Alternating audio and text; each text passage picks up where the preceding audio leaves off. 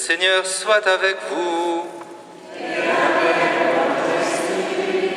Évangile de Jésus-Christ selon saint Matthieu.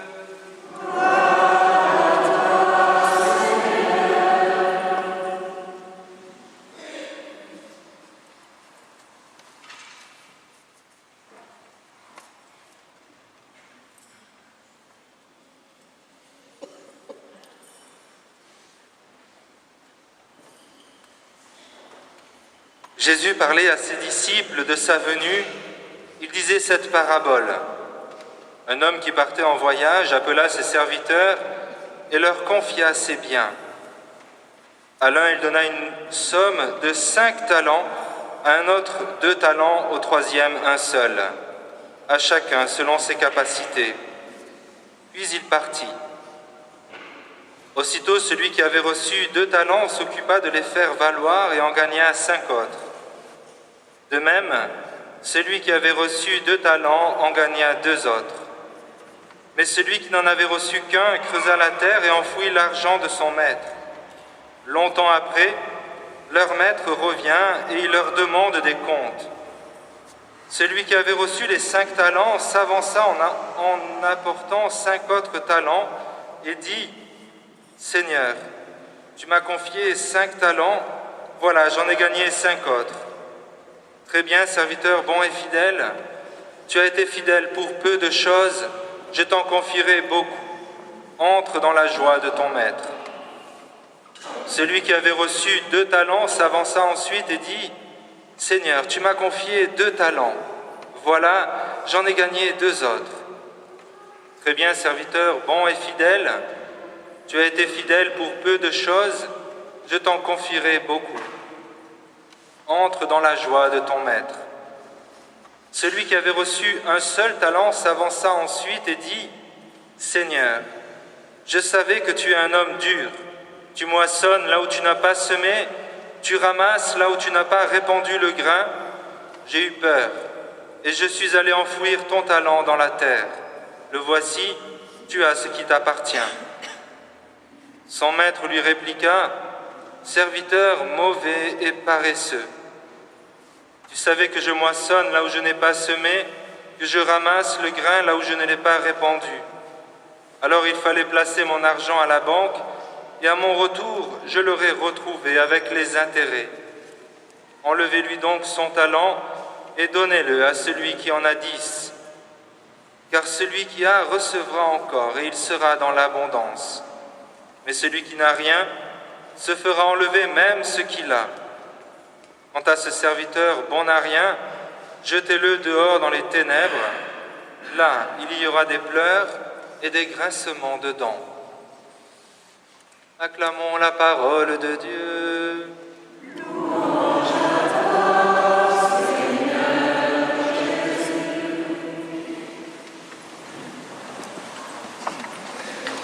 C'est la messe. Vous m'entendez? C'est la messe des familles, il y a les enfants devant. Je voudrais commencer cette homélie justement avec vous, les enfants. Je ne sais pas si vous avez été attentifs à l'évangile. Cet évangile, on l'appelle la parabole des talents. Donc il y a un maître, il va partir en voyage. J'inclus les scouts aussi, bienvenue parmi nous. Dans les questions que je vais poser, vous pouvez aussi répondre. Enfin les enfants, pas les adultes. Pareil pour les catéchistes, les enfants et les catéchistes. Donc un maître part en voyage et il donne 5 talents, 2 talents, 1 talent à 3 serviteurs.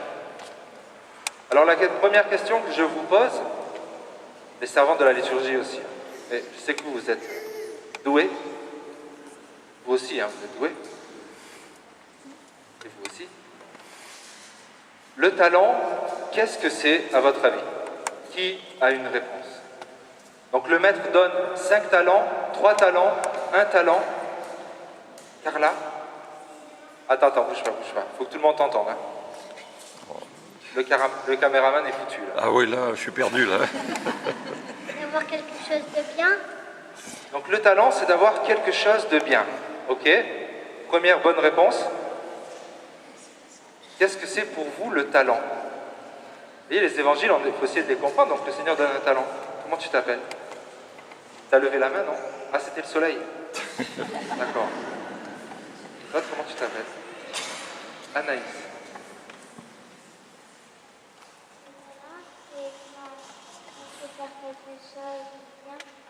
C'est quand on sait faire quelque chose de bien. Ok? Encore une troisième réponse? Non? Toi, t'as pas de soleil. Tu as une réponse? Non? Bon, Guillaume, toi, tu as passé l'âge. Félix? Non. Tu réfléchis encore. Alors, le talent, c'est quelque chose qui a plusieurs sens. Et pour nous, c'est important de comprendre parce que cela signifie c'est ce que Dieu me donne.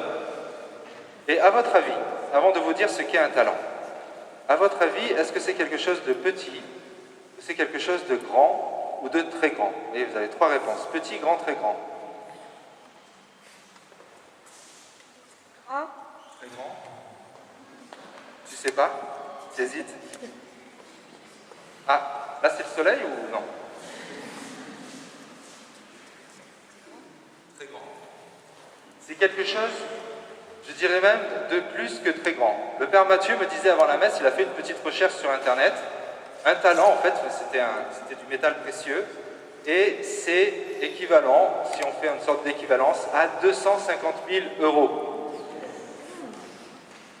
Donc 5 talents, comme le soulignait aussi quelqu'un, si on a 5 talents, on est soumis à l'ISF, vous voyez? Donc il faut bien réfléchir avant de recevoir les 5 talents de la part du bon Dieu.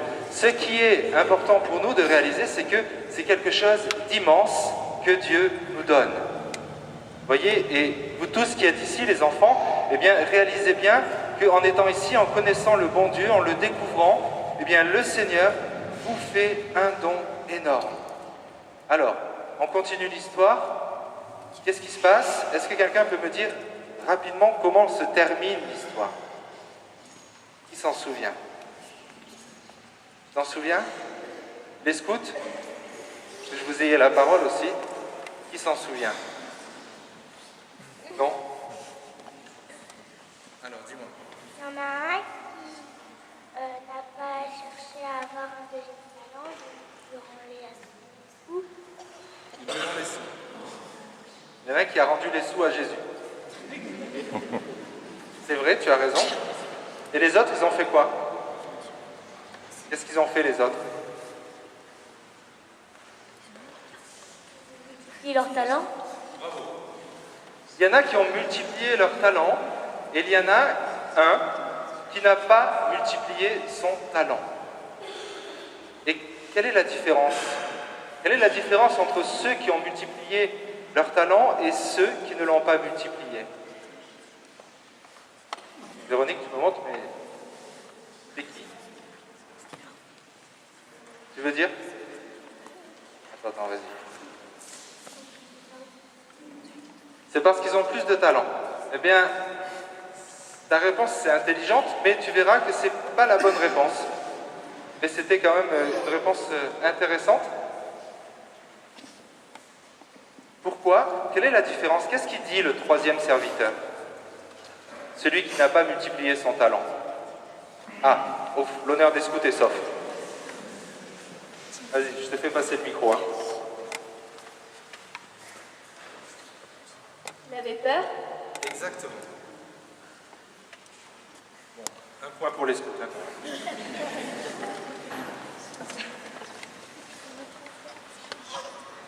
Effectivement, le troisième serviteur est celui qui avait peur, et cela nous enseigne à nous, aujourd'hui, que si nous avons peur de Dieu, eh bien nous ne serons pas capables de mettre à profit ce talent.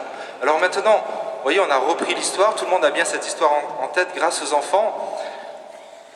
Je vais la reprendre, peut-être aussi pour m'adresser à ceux qui sont assis derrière les enfants.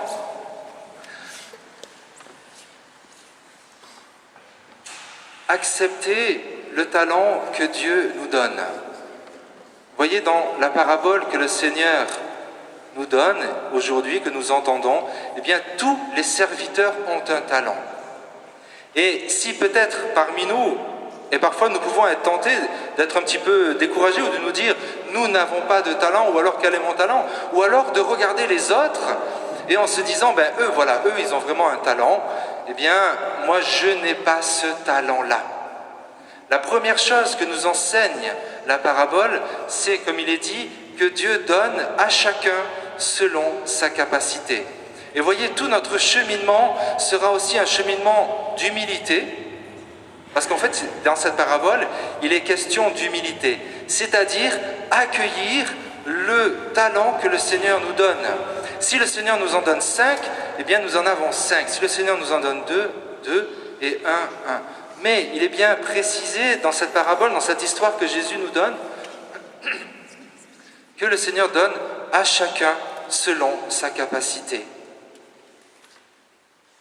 Et notre première étape, ce à quoi nous invite cet évangile, vous savez que chaque messe à laquelle nous participons, il y a un évangile, et cet évangile est là pour nous poser une question, pour nous faire avancer.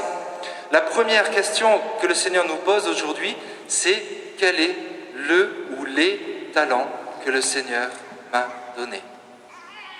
Vous voyez donc, je ne vais pas vous faire répondre comme aux enfants, je ne vais pas vous faire passer le micro entre vous adultes, mais parfois il peut être un peu difficile de répondre à cette question. Et pourtant, c'est un acte de foi de se dire « le Seigneur m'a donné un talent ». Il n'y a personne que le Seigneur ait oublié. Quel est le talent que le Seigneur m'a donné? Et comme je disais, parfois, nous avons du mal à reconnaître notre talent parce que nous regardons un petit peu le talent de l'autre et nous nous disons « j'aimerais bien moi avoir ce talent-là ». Eh bien, c'est pour ça qu'il y a un acte d'humilité aussi à se dire « ce talent que Dieu me fait, il vaut au minimum 250 000 €. C'est un talent énorme.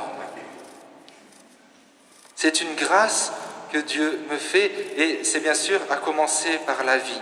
Et nous sommes appelés à mettre ce talent au service du royaume. Et dans la parabole, il est bien dit que le maître rentre longtemps après. Et dans notre vie de chrétien, comme dit le proverbe, longtemps, toujours dure longtemps. Parfois, ce temps qui est long, nous pouvons nous décourager en chemin. Nous pouvons dire, mais finalement, quand est-ce que le maître va rentrer, ou est-ce que le maître va rentrer? Est-ce que je ne suis pas finalement en train peut-être de perdre mon temps? Est-ce que je ne suis pas en train de me tromper? Et il faut bien avoir conscience que s'engager dans notre vie chrétienne, c'est aussi persévérer dans le temps qui est celui où nous est confié ce talent. Chacun d'entre nous, nous avons ce talent qui nous est confié, et avec le temps, eh bien parfois nous pouvons nous décourager. Et la deuxième question que cet évangile nous pose, et chacun d'entre nous, nous pouvons y répondre, c'est tout simplement, est-ce que j'ai enfoui mon talent? Est-ce que j'ai mis ce talent de côté? Et voyez, pour que notre Église, notre paroisse, soit toujours plus belle, elle a besoin que chacun d'entre nous, nous exercions notre talent, nous lui fassions porter du fruit. Et tout talent qui reste enfoui, eh bien, est un talent qui est perdu. Personnellement, c'est vraiment un des je sais pas, il ne faut pas dire souci, un des désirs, une des tensions qui m'habite simplement comme curé, de dire, mais est-ce qu'il n'y a pas des talents qui restent cachés dans les paroissiens, dans ceux qui viennent ici? Est-ce qu'il n'y a pas des personnes qui prient, mais qui ont un talent et qui peut-être n'en ont pas suffisamment conscience ou ne lui font pas porter du fruit? Pourquoi? Parce que, c'est peut-être ce qu'il faut retenir, même s'il y a plusieurs choses, faire porter du fruit à son talent est une source de joie qui n'a pas d'égal. Et la récompense que le maître dit à ceux qui ont fait porter 5 talents aux 5 ou 2, pour ceux qui lui en avaient 2, c'est entre dans la joie de ton maître. Servir le bon Dieu, se mettre à sa suite et le plus grand bonheur qu'il puisse y avoir sur terre. Et voyez, comme je disais déjà il y a quelque temps, je crois que la France est en tête en Europe. Certains sont plus forts en statistiques que moi. La France est parmi les plus gros consommateurs d'anxiolytiques. Parce qu'on est stressé, angoissé.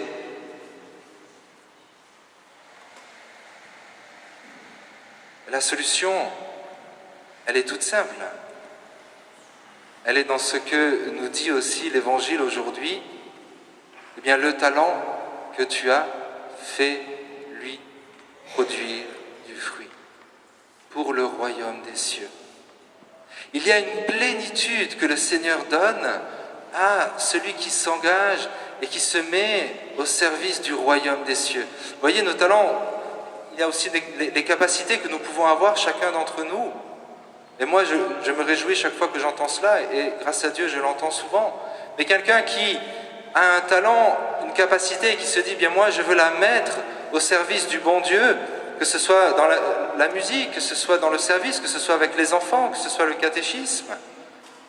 On peut être instituteur et être un très bon instituteur, mais faire le catéchisme, c'est aussi s'occuper des enfants, mais le faire pour le royaume, et cette joie-là n'a pas de prix. Et si parmi nous, il y en a qui sont peut-être en proie à une certaine tristesse, à un certain découragement, eh bien c'est l'invitation que je vous fais. Comment est-ce que je peux mettre mon talent à profit pour l'Église, pour le royaume des cieux?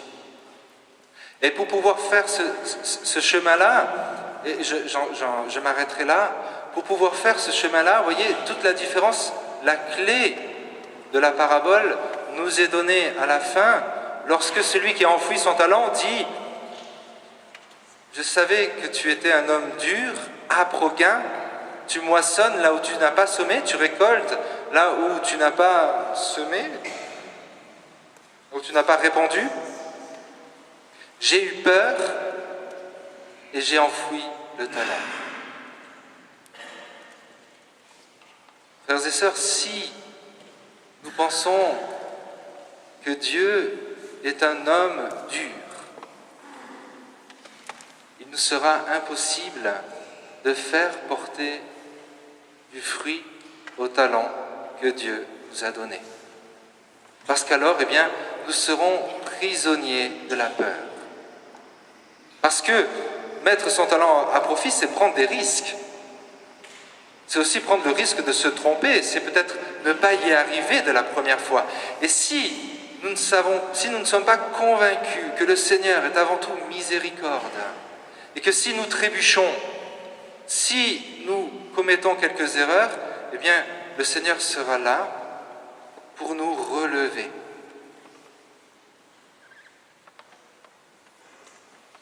Est-ce que nous sommes convaincus que si nous trébuchons,